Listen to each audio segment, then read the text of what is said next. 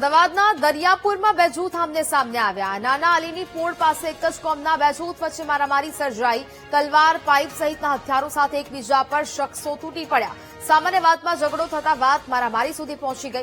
પોલીસે સ્થળ પર દોડી જઈને પરિસ્થિતિ પર કાબુ મેળવ્યો. સ્થિતિ વણસે નહીં તે માટે વિસ્તારમાં ચુસ્ત પોલીસ બંદોબસ્ત પણ ગોઠવી દેવામાં આવ્યો છે. સંવાદદાતા અનિતા ફોનલાઈન પર જોડાયા છે. અનિતા, અમદાવાદના દરિયાપુરમાં બે જૂથ આમને સામને આવ્યા, શું વિગત? જી ખાસ દરિયાપુરમાં એક સામાન્ય બાબતે બે જૂથ સામે આવ્યા હતા અને એકબીજા ઉપર પથ્થરમારો કર્યો હોવાની ઘટના સામે આવી હતી.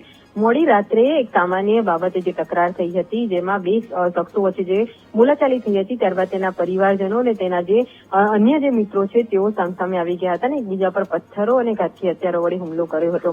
આ ઘટનામાં 4 થી 5 લોકો ઇજાગ્રસ્ત થયા છે. પોલીસે ઘટનાસ્થળે પહોંચીને સુરક્ષા વ્યવસ્થા અત્યારે ગોઠવી દીધી છે અને પરિસ્થિતિ કાબૂમાં લીધી છે.